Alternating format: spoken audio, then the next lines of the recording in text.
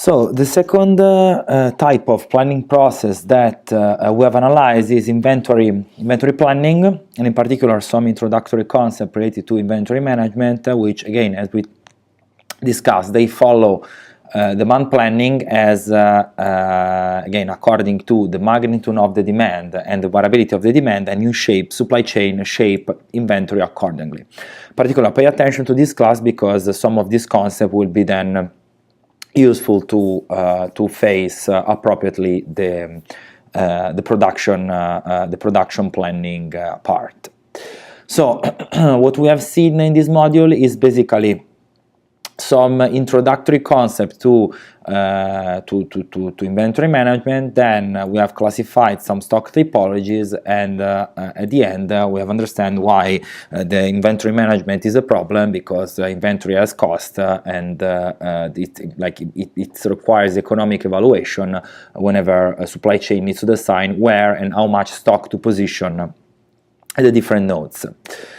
So, in terms of basic concepts, the first thing that we have distinguished is the difference between inventory and stock. In particular, remember the definition, bear in mind the definition of inventory. So, physically is all the materials, components, semi-finished goods and finished goods which are stored somewhere waiting to be processed. And in particular, the difference between inventory and stock is that inventory is the unit, so are the product finished or in progress or material in terms of physical volume, while instead when we refer to stock we talk about money, so the value of the inventory. The inventory problem in the supply chain is an in-depth problem because, as we discussed in class, inventory can be present at every node in the supply chain, so from the supplier to the manufacturer to the distributor to the retailer, and of course a supply chain has different actors at each node. So each node had different actors, each one with an inventory management problem. In particular, we have discussed that each actor has an inventory to be defined inbound and outbound, and also in between, so during the production process. So it's a very complex problem that needs to be managed carefully because, as we already discussed, inventory has a double impact. On one side can help the supply chain to satisfy the demand, on the other has also cost, so we need to balance this trade-off. In particular, we have distinguished the role of inventory between the two types of supply chain that we have discussed so far. So in push supply chain, so supply chain that act according to plan, so they try to satisfy a demand which is variable and which is predicted in advance. Inventory that becomes a lever to reach higher efficiency, so to decrease the execution cost of production and logistic activities. So basically, when we define the plan, tend to inventory, I can be able to decrease the cost that the company and the supply chain need to face to realize, according to the plan, these activities. In pull supply chain, instead, which react to customer demand, they are a lever of effectiveness because they help supply chain in better satisfy the customer needs, because they are able to cope with the variability of the demand, to absorb a bit the variability of the demand, and of course they also are a parameter that give the supply chain the possibility to provide to the final customer a specific level of service. In particular, for what concerns the efficiency, so the decrease of operational cost, we have distinguished two different aspects. On one side, as we have discussed, supply chain as work at different piece, so there are different nodes, each one with different capacity, each one with a different production and activities rhythm. By putting inventory in between phases, you can decouple phases, so each one can execute its plan independently, not influencing the next stage or not being influenced by the organization to the next stage. So each inventory makes so decouple, so make two phases not in continuous flow, but make each one independent, and enable supply chain and actor at different level, but also like different units within the same company, able to work independently without the need to think about what happened next or what need to happen before.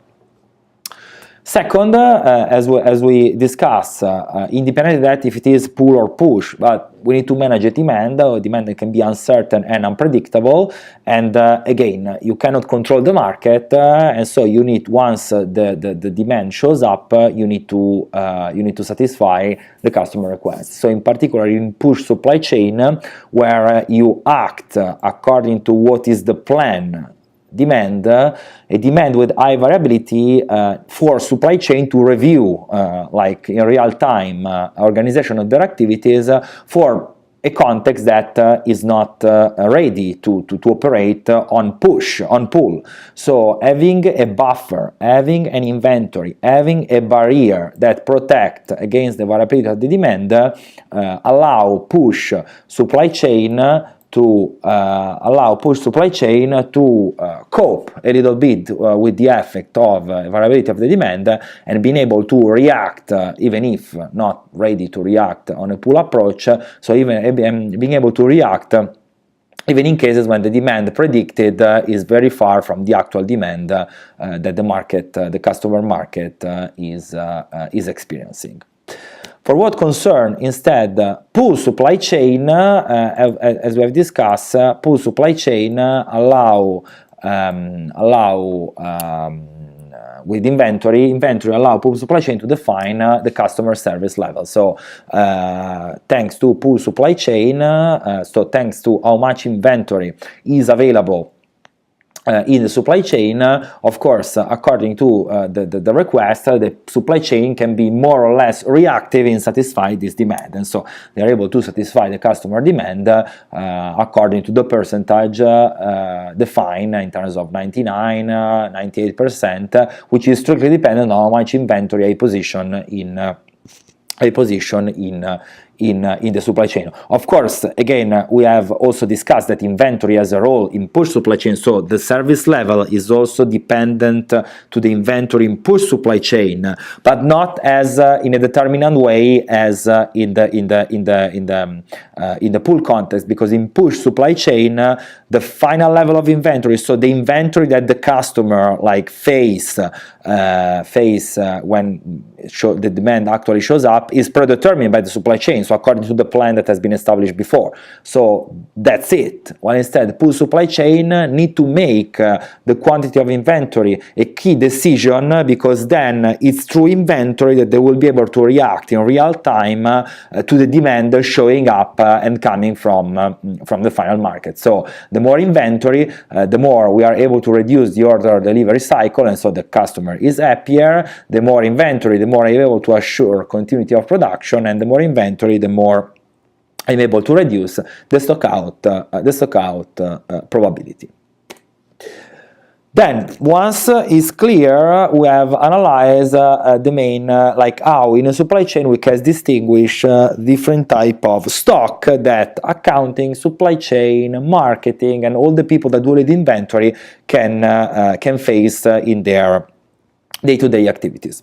First of all, we have clarified that from like a from a supply chain functioning perspective, we have different type of inventory. So we have inventory that is like position, so stock in terms of value in plants, if we are talking about production activities, in warehouse, if you are talking about distribution, in transit, if we are talking about transportation, and if in warehouse the inventory or the stock is not supposed to be stored like on a permanent basis, but it's just temporarily, we call it cross-docking type of stock.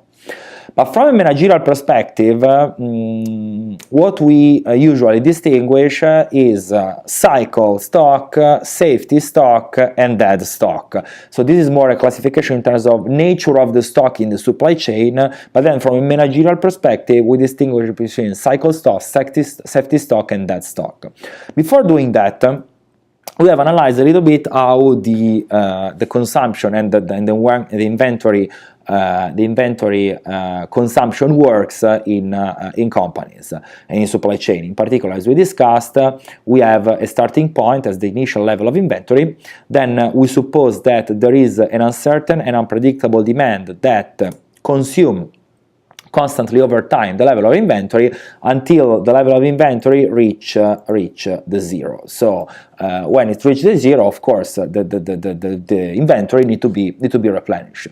The problem is that if I wait until the level is zero, as far as the supplier is not able to provide me a new lot, new units in time zero, of course there is a delay here, then makes my inventory level zero and not being able to follow up with my activity.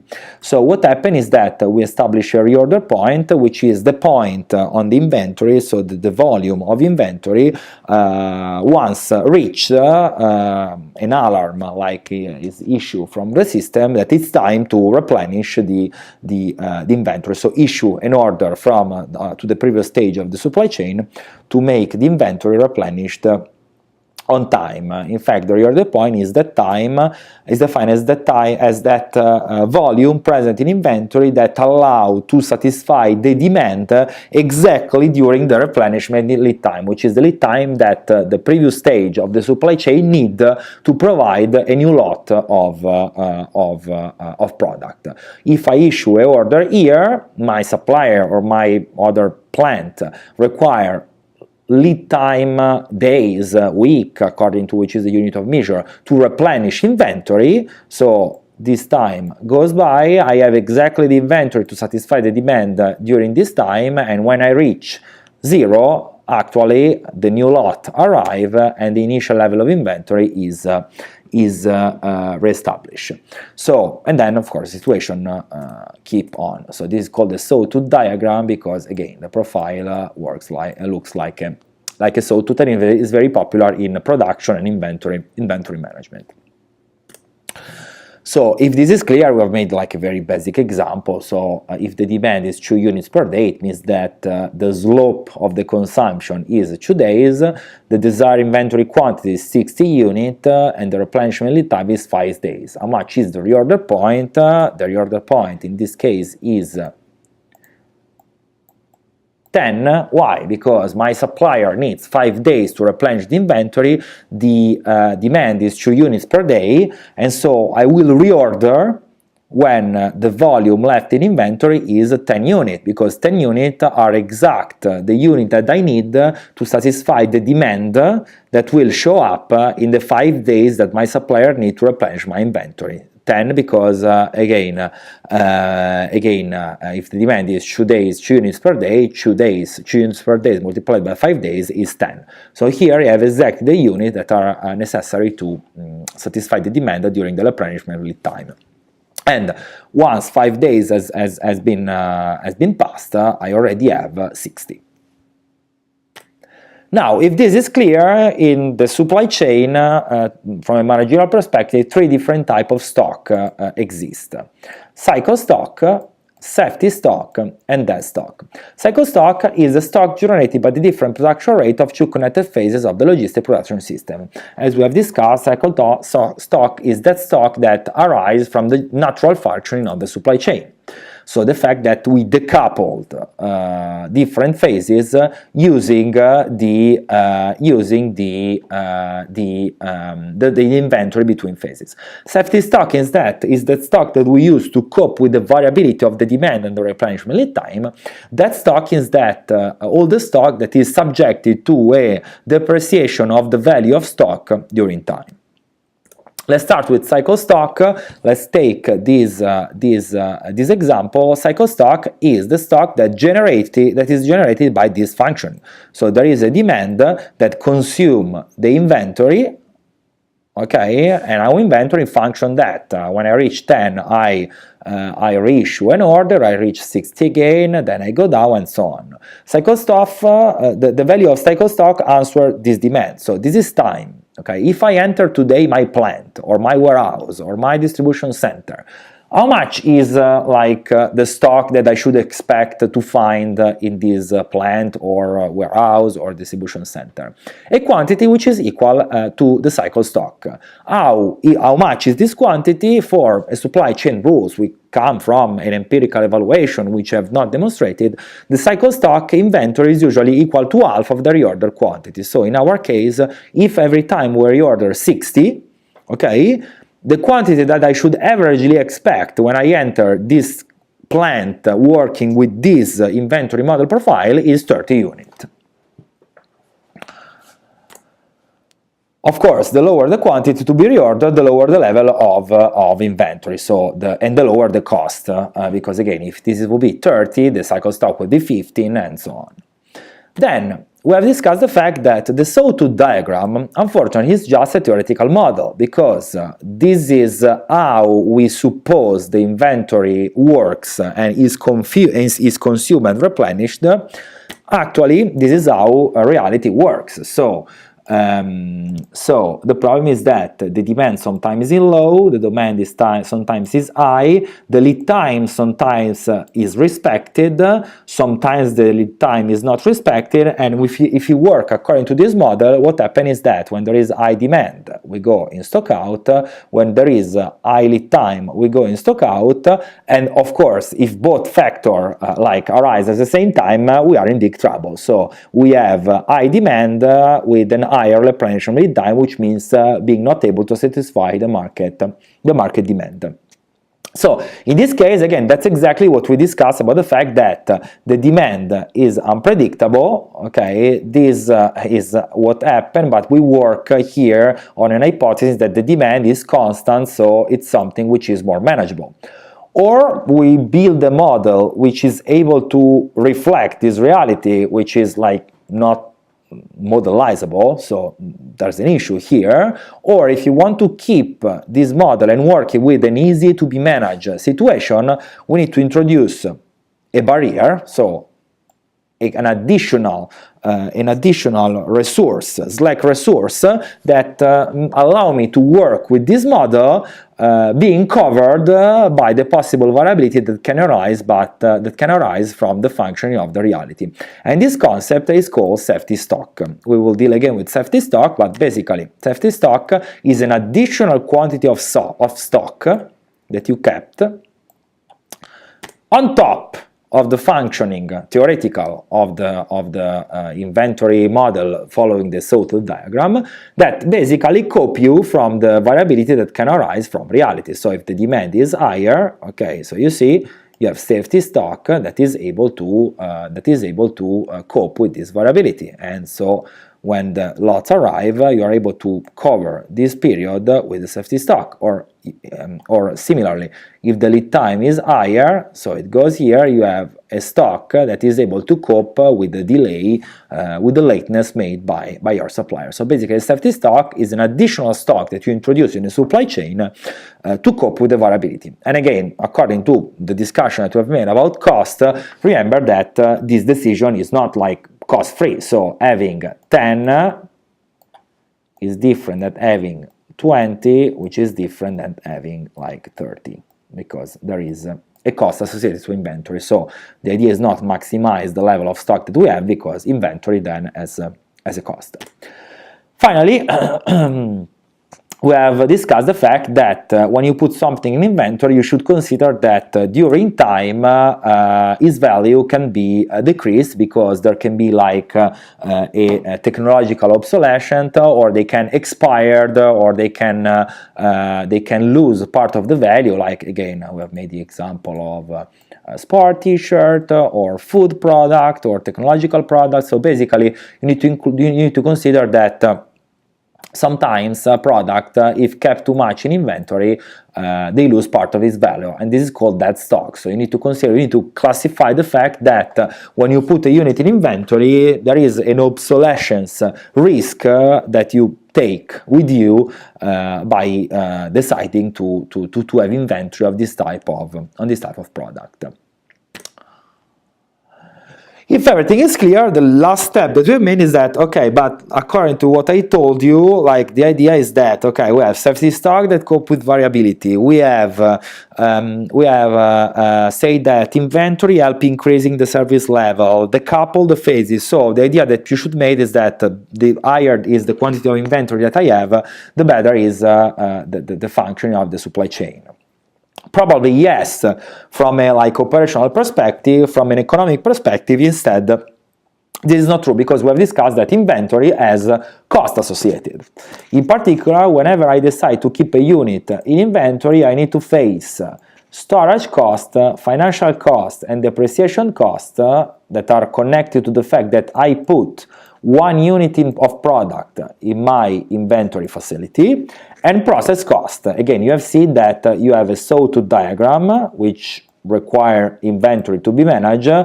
You have a reorder point. Every time you reach a reorder point, you need to issue an order to your supplier. Okay, so managing all this kind of stuff, it's a process and have a cost, an organizational cost for the company.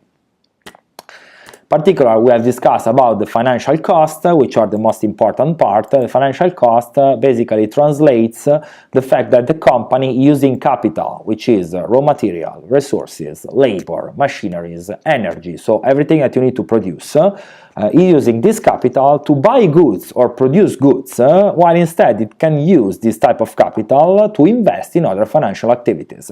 So basically, realizing a product cost me $10 per unit, I today am deciding to invest $10 per unit in storing goods in the warehouse, not generating any revenues for the company, while on contrary, I could have invested this money in alternative activities which would have given me X% of payback. X% of payback, so the alternative investment, is the I index that is associated with the financial cost, and it is basically an alternative, secure, and risk-free investment that usually company has to compare what they are surrendering by creating inventory. We have discussed that it can be like US bonds or stock, or a very risk-free company like USPS, or investment in some commodities like gold, like paper, like wood, that are consolidated in the market. The second is storage cost. Again, to keep inventory, you need facility, you need space, you need a building, and then you need equipment and tools. You need insurance, you need some again equipment to handling and picking, and everything of all of this as a cost. So also in this case, this is in case of this example of the washing machine. Renting cost is $250 per square meter, which also in this case you are lucky because translates in a percentage, 3%. Finally, the depreciation and obsolescence cost realize the fact that a goods, when kept in inventory, is subjected to the risk of obsolescence.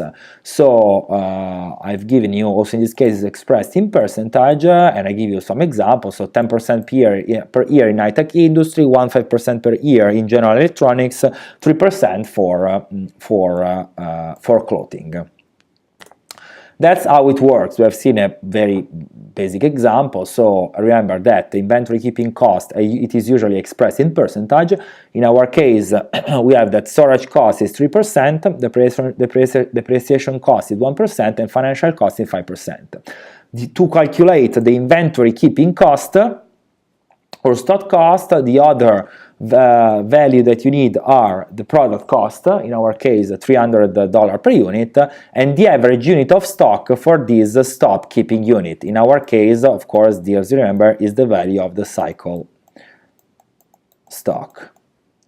Now, I ask you to pay attention, because when you have this data, the question is twofold.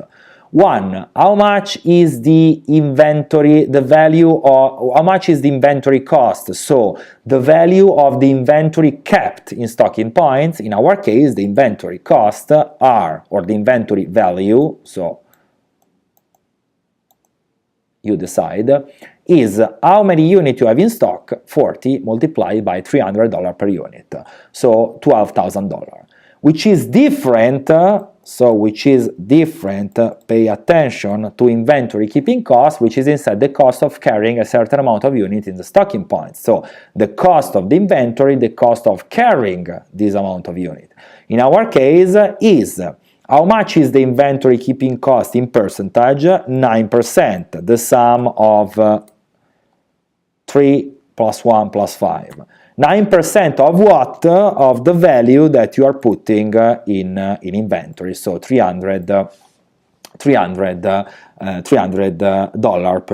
per unit. So actually for each unit you put on each unit that you put on inventory, you are spending more $27 per unit, which is a total of $1,080, considering the fact that you have on average 40 units in inventory. But please bear in mind the difference that inventory cost is the value, is the evaluation of the unit on inventory at their product cost, and inventory keeping cost is instead how much cost you to keep one unit in inventory, which is the inventory keeping cost multiplied by the value of the product. Finally, again, we have discussed the fact that there is also a process cost associated, which again we haven't spent too much time on that because this is usually not evaluated, because these are costs for paying people that the company would pay anyway. But again, as we have discussed, there are activities that the dev times is spent by people. People have an hourly or a daily pay, and so you can evaluate that the fact that executing the process of inventory management, in particular of reordering, as a cost for the company. And we have seen an example of this, but we haven't spent too much time here, so don't worry if you are not able to replicate. The important is that you have clear in mind the inventory keeping cost. Last thing that we have realized is that, of course, we have seen that carrying inventory has a cost, but we have also, and so that's justified the fact that maximizing, having a lot of inventory is not so convenient. But I've also discussed the fact that why there is the need of inventory, because whenever you don't have inventory, there is the risk of not being able to satisfy the customer demand, which results in stock out. Stock out means not selling, and not selling means losing the price to sell a product minus the cost of not manufacturing the product, which again sometimes is not considered because again whenever you have a stock out, you need to also consider the intangible aspect of the stock out, so in terms of customer reaction and perception of your ability of not being able to satisfy the demand, which can also affect future customer buying decision.